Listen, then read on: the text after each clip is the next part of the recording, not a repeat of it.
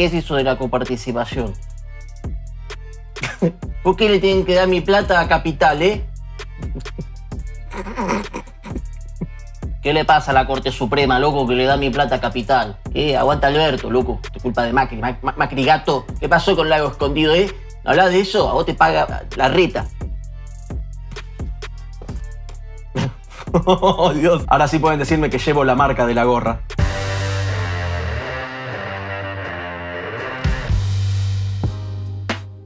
Bueno, se estuvo hablando mucho del tema de la coparticipación y dicen que por qué se le da la plata que producen provincias como, no sé, Formosa o Chaco, ¿por qué se la tienen que dar a Capital? ¿Que por qué se la dan a Larreta? ¿Qué sé yo?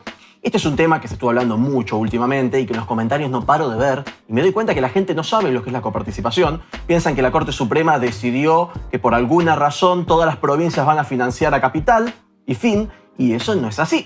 Así que vamos a hablar de ese tema hoy. Pero mejor no es que lo explique yo, sino... se me está yendo la mano. Mejor va a ser que lo explique Agustín Echevarne, que es economista y yo no lo soy. Así que vamos con él. Bueno, como les comentaba, estamos acá con Agustín Echevarne. Estuvimos hace poco en un video sobre los países nórdicos y China, por si lo quieren mirar, está interesante. Y ahora quería hablar de algún tema que... Hola Agustín, feliz año. Todavía no te había dicho grabando. Que quería hablar sobre el tema de la coparticipación. Porque yo he escuchado y he leído muchos tweets y comentarios y cosas así de gente más bien oficialista que no entiende muy bien cómo funciona lo de la coparticipación y se comió, no sé, el cuento de toda esta batalla que están haciendo contra este fallo de la Corte Suprema a favor del gobierno de la ciudad. Y dicen cosas como, no, yo no vivo en el gobierno de la ciudad, entonces ¿por qué yo que soy de quizás, no sé, Formosa, tengo que estar dándole plata a Capital? ¿Por qué yo tengo que pagar la Capital? Entonces eso, veo que hay gente que no entiende muy bien este tema y me parece que lo más apropiado es que lo explique un economista. No, buenísimo, sí, me encanta además la pregunta porque creo que es un tema muy relevante. El origen en nuestra Constitución de Alberdi era que cada provincia recaudaba sus impuestos y la nación recaudaba los suyos. Y no existía la coparticipación federal. La coparticipación federal empieza cuando, por la crisis del 30, empiezan a poner un impuesto que era a las ganancias, que en teoría le correspondía a las provincias. Entonces el caso llega a la Corte Suprema y la Corte Suprema determina que tiene que ser coparticipado en parte. Y ahí empieza. Luego hay una cantidad de temas hasta que llega en 1988, que está la ley de coparticipación, donde básicamente, que también la ratifica después la Constitución de 94, pero también dice que hay que hacer una nueva ley de coparticipación que nunca se hizo. Nunca se hizo porque es muy difícil, porque tienen que estar de acuerdo a las provincias y demás. Pero básicamente ahora la nación recauda una cantidad mucho más grande de lo que necesita de impuestos y la reparte a las provincias en función de una ley y se queda con un porcentaje discrecional que es el 1%. El resto tiene que ir determinado por la ley cuánto le corresponde a cada caso. Entonces, cuando vas al tema de la... Sí. Hay impuestos nacionales que se recaudan en las provincias que se envían a Nación para que después redistribuya a las provincias. Claro, y todo eso de una forma automática lo tiene que hacer a través del Banco Nación en función de unos porcentajes determinados, que son los porcentajes que están en discusión. Y después las provincias redistribuyen a su vez a los municipios. Claro, que por ejemplo, si vas a Suecia es exactamente al revés. Los municipios son los que recaudan el 70% y de ahí va hacia arriba un pucho para los gastos federales. Yo creo que el sistema mejor es el de Alberdi, que es el sistema de Estados Unidos, donde el Estado federal recauda lo que necesita para sus gastos, que son los pocos gastos federales, y los gastos provinciales, que son la mayoría, porque tenés la seguridad, tenés, salvo la Policía Federal, pero tenés la seguridad, tenés la salud, tenés la educación, etc. Entonces, recaudarían sus propios impuestos. En Argentina, la nación recauda la mayoría, y entonces es lo contrario del federalismo, porque terminan todos reclamando al Estado federal. Ahora, el punto es, ¿cuánto se lleva a la Ciudad de Buenos Aires y cuánto aporta? Claro. Y después lo mismo puedes decir la provincia de Buenos Aires. En realidad, la Ciudad de Buenos Aires, y este me parece un dato clave, aporta el 17% del PBI. Y ahora se lleva, según el fallo de la Corte, le van a volver a dar 2,9%. Aporta mucho más de lo que se lleva. que hacer un pequeño paréntesis porque va a haber gente que mire este video que no va a saber qué es PBI. Ah, perfecto. El PBI es la cantidad de bienes y servicios que se producen en una economía durante un año. Entonces, si vos tomás la economía de la Argentina, todos los bienes y servicios, bueno, el 17% los produce la Ciudad de Buenos Aires. Y acá es interesante mencionar un dato porque hasta un gobernador le ha pifiado tremendamente a la verdad de la Ciudad de Buenos Aires diciendo que no produce más. Hoy en día, todos los países del mundo, lo que primero producen son servicios. La industria es cada vez más pequeña, el agro también cada vez más pequeño. Si vos te parabas hace 200 años atrás, el 95% de la producción era agropecuaria. Pero a medida que se va la gente del campo hacia las ciudades porque se tecnifica el campo y cada vez hay menor cantidad de gente trabajando en el campo, se pueden dedicar a hacer otras cosas. Entonces aumentó fuertemente inicialmente la industria, pero también el comercio, también en la construcción, que es una parte importante, y luego cada vez más los servicios. Hoy en día, más del 50% de la economía en cualquier país son servicios. Es decir, que una ciudad no produce nada es realmente una tontería. Es como que les quedó que producir o trabajar es hacer bienes que son tangibles, de agarrar y fabricar este ladrillo, fabricar un celular o fabricar cosas, sino que, como decís vos, que son servicios, que es algo que no es tangible. Sí, además es todo complejo porque puede haber un habitante de la Ciudad de Buenos Aires que tiene capital y alquila un lugar en la provincia de Buenos Aires, importa máquinas y con esas máquinas produce. O sea que tampoco es tan claro quién es el dueño, quién produce. Las cosas están mezcladas, no es una cosa tan simple de determinar. Entonces lo que vos haces es recaudás por persona jurídica o por persona física. Tenés o empresas o tenés personas. Y después de toda esa recaudación se distribuye determinado a lo que dice la ley. Pero el punto es cuánto se lleva y cuánto le ingresa. Y me gustaría repetir ese dato porque ese es el dato que me parece clave. La Ciudad de Buenos Aires aporta mucho más de lo que se lleva, que son 17 puntos del PBI, cuando finalmente... Es un quinto. Claro, y finalmente lo que le quieren dar ahora es 2,9%. Había una parte que había una justificación de que le daban menos a la Ciudad de Buenos Aires. Recordemos que ahora es una ciudad autónoma, o sea que equivale a una provincia. Ya no es más un distrito federal. Ahora desde el 94. Sí, desde el 94, correcto. Entonces, pero eso parece que la gente se olvida. Hoy la Ciudad de Buenos Aires es como una provincia más. Claro. Entonces hay que comprender eso. Está la nación por un lado, las provincias, incluida la Ciudad de Buenos Aires, por el otro. Ahora bien, ese 2,9% se decía que era un poco menos de lo que le correspondía porque la Ciudad de Buenos Aires usaba la Policía Federal. Pero ya no usa la Policía Federal, sino que ahora es la Policía de la Ciudad de Buenos Aires. Esa fue la transferencia de la policía y cuando se hizo la ley, la Ciudad de Buenos Aires, que era su propia policía, tenían que venir los recursos que le correspondían por la coparticipación federal. De ahí fue el primer aumento que tuvo de la coparticipación federal para la Ciudad de Buenos Aires. Entonces, esto que hizo, la verdad, Fernández, no tiene cabeza, es un disparate. Entonces, la persona está empezando a poner las cosas en su lugar. Por ahora toma una medida cautelar y después va a tomar el tema de fondo, lo va a definir de fondo, pero seguramente lo va a definir en favor de la Ciudad de Buenos Aires. Lo que quería agregar es que también, como hay gente que tiene un conocimiento tan básico de esto que pensaba que era, como digo, ¿por qué yo tengo que darle mi plata a Capital y no sabe cómo funciona? Imagínate que si hay gente así, va a haber gente que no sepa que en 2020 lo que pasó, o sea, que la Corte Suprema lo que hizo ahora es volver a como era la coparticipación en 2020. Que en su momento Alberto le sacó un porcentaje a Cava para poder darle un aumento a la policía bonaerense, tengo entendido. Que básicamente se lo sacó a Juntos por el Cambio, o sea, la reta, y se lo dio a Kicillof. Y dijo, bueno, esta plata ahora la va a administrar Kicillof. Sí, correcto. Y después hay otro tema de fondo que para mí es muy importante, que acá hay una idea de redistribuir el dinero. Se mantiene la idea de redistribuir el dinero y hay una redistribución, ¿no? En contra de la Ciudad de Buenos Aires y también en contra de la provincia de Buenos Aires. La provincia de Buenos Aires también produce más, aporta más a la producción de bienes y servicios totales del país de lo que le devuelven por la coparticipación federal. Eso también hay que decirlo, es la provincia y es la Ciudad de Buenos Aires. ¿Para qué? Para financiar las provincias que supuestamente son más pobres.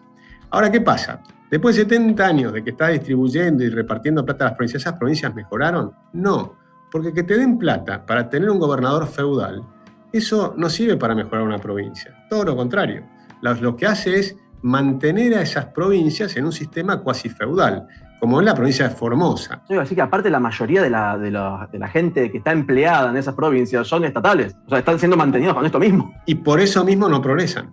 Ese es el punto. Y por eso siguen votando también lo mismo y se sigue manteniendo un sistema feudal, porque votan al que le paga. Exactamente, y se quejan permanentemente de la pobreza para pedir más plata. Ese es un círculo vicioso. Los gobernadores de esas provincias, esos señores feudales, les conviene decir que tienen muchos pobres, porque entonces reciben más plata. Con esa plata dan planes sociales, dan empleo estatal, los mantienen en un estado de servidumbre y son verdaderos señores feudales. Entonces, ese es el problema. Y además, señores feudales con plata de otros.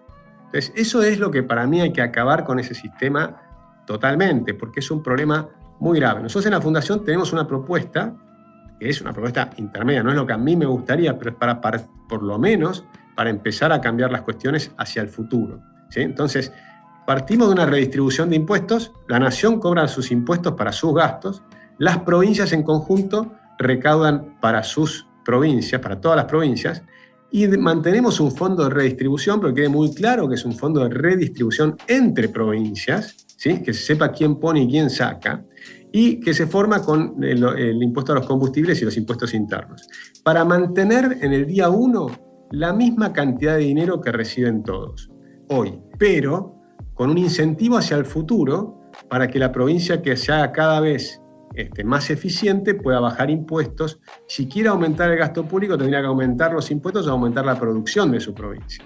Entonces empieza a haber una correspondencia fiscal entre el gasto y el impuesto. Porque ahora a los gobernadores de esas provincias feudales les conviene gastar todo lo posible y reclamar cada vez más. Y es lo que hacen. Pero eso no les permite salir de la pobreza. Para nada, porque lo que hacen es tener, como bien decías, empleo público, planes sociales, distribución del dinero, pero eso no mejora las cosas. Lo que mejora las cosas es tener reglas de juego claras, bajos impuestos, y ahí empezar a progresar. Cuando vas a Estados Unidos, que es un país federal, el Estado que empieza a funcionar mal, lo que tiene que hacer es bajar impuestos, y ahí empieza a progresar. Detroit, por ejemplo, era producciones automotrices. Cuando viene la crisis de las automotrices, empieza a tener problemas muy serios. Entonces tiene que empezar a bajar los impuestos. California, cuando era de la época de Reagan, que fue 2 veces gobernador de California, tenía bajos impuestos y era uno de los estados más ricos. Hoy California, que es gobernado por los demócratas, tiene altos impuestos y empieza a ser cada vez más complicado vivir ahí, empeora la seguridad, empeoran una cantidad de cosas. Entonces empieza a ser Texas el que atrae a las nuevas empresas. Fíjate que antes era Silicon Valley en California y ahora se van mudando para Texas porque tiene menos impuestos, y Florida, ¿no? Donde hay un gobernador republicano que también prefiere tener menores impuestos. Entonces, esa competencia que tenés entre los estados, o en el caso de Argentina, entre las provincias, es lo que permitiría tener mayor eficiencia y que se empiecen a desarrollar las provincias pobres. El esquema actual no sirve para desarrollar las provincias pobres, está demostrado por las décadas que han pasado y no las han logrado mejorar. Esta propuesta que estabas diciendo que tienen en la fundación que presidís, ¿tenés algún link con un video o un informe en PDF o algo así para que puedan? Si alguien quiere perfectamente. Verlo. Pueden ingresar en www.libertadayprogreso.org y ahí van a encontrar nuestras propuestas. Es un libro y van a ver que está, creo que a partir de la página 129, está la propuesta de la coparticipación federal. Igual dejo el link en la descripción de este video porque, bueno, así es más fácil, pueden hacer clic si no se acuerdan, no quieren teclear, qué sé yo. Así pueden verlo también. O sea, yo estaba viendo un gráfico reciente donde, por ejemplo, decía que aproximadamente en Argentina, están todas las provincias, cuánto aportan y cuánto reciben, y era un aproximado como que Capital por cada 100 pesos que aportaba recibía 11, y que Formosa por cada 100 pesos que aportaba recibía 651. Formosa es la que más recibe, claro. Déjame aclarar una cosa, porque acá hablamos como si Formosa fuera una provincia pobre. Formosa es típicamente una provincia que debiera ser muy rica, es una provincia que está entre ríos, ¿no? El Pilcomayo, el Paraguay, el Bermejo, y con tierras fértiles. No tiene ningún sentido por qué tiene para ser pobre. O sea, es una provincia que perfectamente podría ser una provincia rica. Si estuviera gobernada por gente razonable, entonces sería una provincia rica. Y además hoy, que antes tenías el problema de la distancia, puedes decir, bueno, tenés problemas, más allá que tenés los ríos, tenés el problema de la distancia, ¿no? con el resto del mundo y demás. Pero ese concepto de la distancia, que para Sarmiento, Martínez de Estrada era como una maldición, ¿no? La maldición de la Argentina en las enormes distancias que tenías que recorrer, desapareció. Estamos en el mundo de Internet. Hoy cualquier chico en Formosa con un celular puede empezar a programar y exportar al mundo entero. Tiene que tener un celular, saber programar y hablar inglés. Entonces eso lo puedes hacer desde cualquier provincia. Hoy lo que necesitas para igualar las oportunidades es un muy buen sistema de educación. Ese es el tema clave que tiene que tener la Argentina. Un sistema de educación donde todos los argentinos puedan aprender inglés desde chiquitos. De los 3, 4 años tenés que estar aprendiendo inglés y hablar bien inglés, porque el inglés es la lengua universal, no porque seas proamericano, pro inglés. No, es la lengua universal. Si quieren hablar un chino con un indio, van a hablar en inglés. Si vos sabés hablar el idioma y tenés un buen sistema educativo que te permite a cada uno desarrollar lo que cada uno quiera, sus propios intereses, habilidades y demás, vas a tener que cualquier chico puede progresar, porque hoy la demanda es el mundo. No es ni siquiera la demanda de la Argentina. A Argentina le podría ir bien o mal si vos tenés un sistema con impuestos bajos, moneda sana, un buen sistema educativo y que realmente el Estado no te estorbe y te permita hacer las cosas. Cualquiera puede progresar en cualquier provincia. Recién estabas describiendo a Formosa y decías, tiene esto, tiene aquello, ¿cómo puede ser que sea pobre? Y yo me sonreí porque parecía que estabas describiendo a Argentina, que siempre desde afuera dicen, es el 8º país en territorio, tiene todos los climas, suelo fértil, un montón de beneficios tenemos para explotar, no sé qué, el litio, que acá hay oro, que hay agua potable, hay un montón de recursos que se pueden explotar, y es un país dentro de todo pobre, somos tercermundistas, siendo que habíamos sido una potencia mundial. Y como decís vos, estás describiendo a Formosa, y yo digo, es lo que pasa con Argentina en general, en realidad. Es así, Argentina es riquísima, en realidad en términos de recursos naturales y demás, pero incluso en términos de población, Argentina tampoco tenía problemas. Argentina llegó a estar entre los primeros 5 o 10 países del mundo, ¿no? Incluso en términos de educación, en términos de desarrollo de las industrias culturales de la Argentina, como puede ser la industria editorial o el cine. El cine argentino llegó a ser el 4º del mundo, ¿no? Después de Estados Unidos, Italia y Francia. Pero cuando vos mirás lo que llegamos a hacer, era impresionante. Pero nunca vas a hacer esto en estas provincias que dependen de un señor gobernador, que además suelen ser corruptos y ricos, ¿no? Entonces hay que entender lo que está pasando. Lo que está pasando es que hay un sistema corrupto, que para entenderlo mejor todavía hay que agregarle que se inventaron provincias pequeñas para darle más poder a la centralización del poder del Senado. Entonces se inventó en ese momento la idea del Chaco, la Pampa, en la época de Perón, incluso le puso su nombre, ¿no? O sea, Y a la Pampa que también le puso Eva. Eso era una forma de aumentar el poder de poblaciones que tienen menor cantidad de población, ¿no? Y después, para colmo, en la época de Viñones, a esas nuevas provincias, a todas las provincias pequeñas que tienen muy baja población, le aumentó el número de diputados, que antes era 2 como mínimo, y ahora tienen 5 como mínimo. Entonces hay una redundancia de poder en las provincias pequeñas, que lo que hacen están gobernadas por estos gobernadores, que de nuevo son señores feudales. Entonces esto es toda una corrupción de lo que Milei habla de la casta política, ¿no? Cómo se fue entrancando este tema de una forma que es muy difícil de desandar. Sin embargo, yo soy optimista. Yo creo que esto se empieza a comprender cada vez mejor. Lo hemos visto mucho en la pandemia, la bronca que se generó con todos esos temas, esa mala administración de algunas provincias en el norte y demás. Bueno, hay una oportunidad de cambio. Yo creo que esa oportunidad va a venir con las elecciones de este año.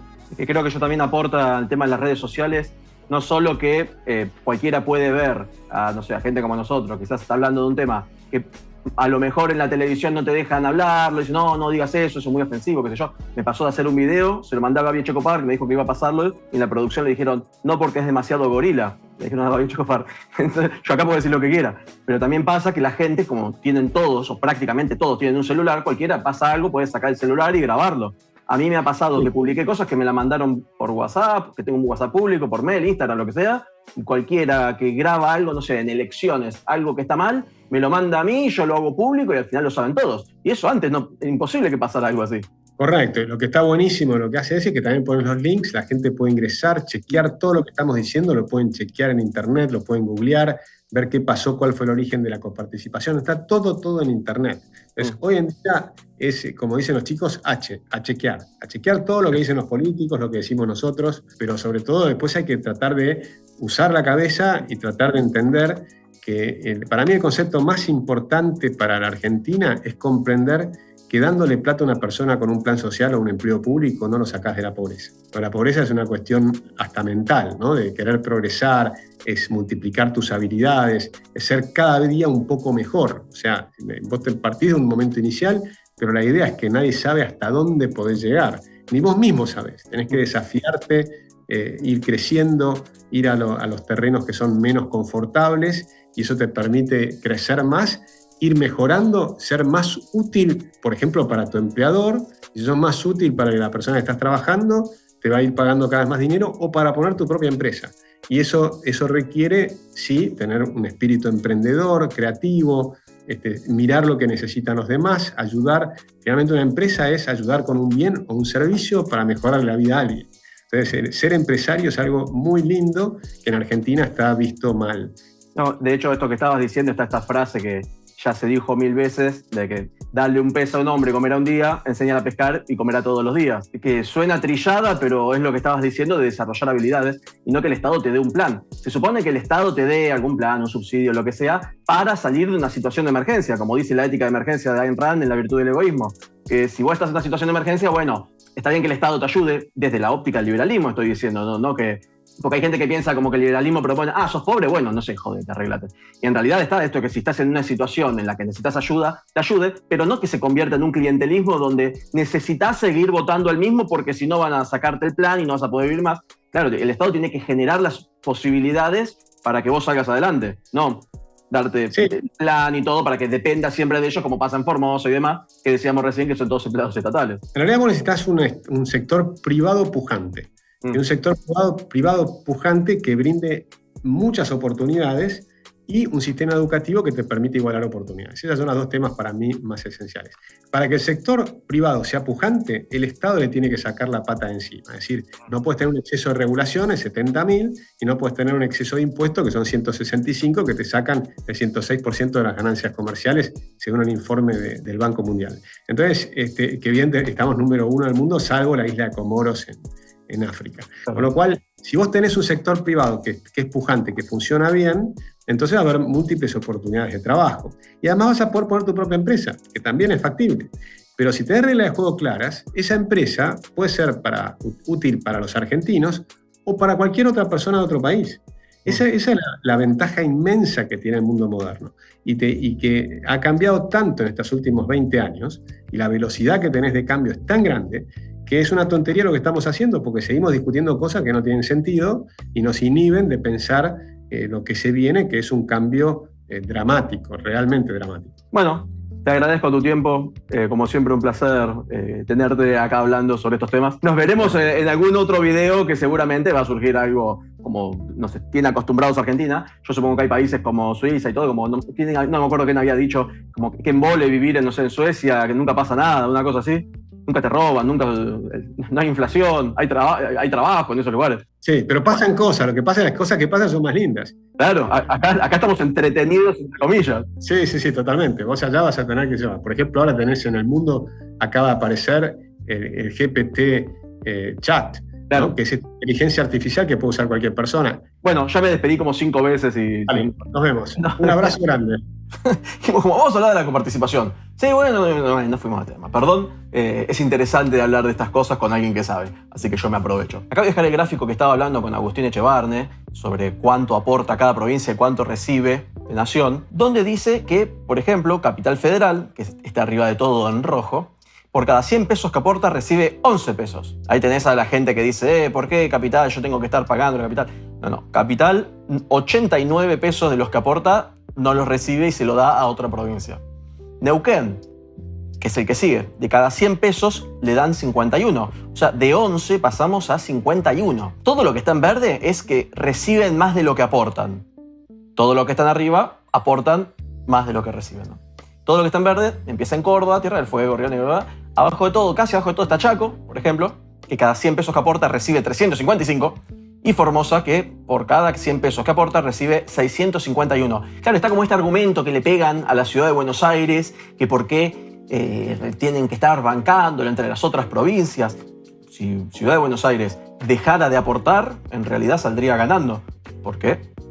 Por cada 100 que aporta recibe 11. Para Capital lo mejor sería, bueno, dejo de aportar, dale, yo no querés que reciba más, bueno, dale, yo tampoco, entonces no aporto más. Y no es lo que sucede eso. Así que en realidad se les terminó dando vuelta el argumento. Todos esos que entran, que vi en los comentarios en YouTube, en mi Facebook, Twitter, en Instagram y todo, que entraban a decir cosas como ¿por qué no estás hablando de la coparticipación y del fallo de la Corte Suprema? Bla, bla, bla.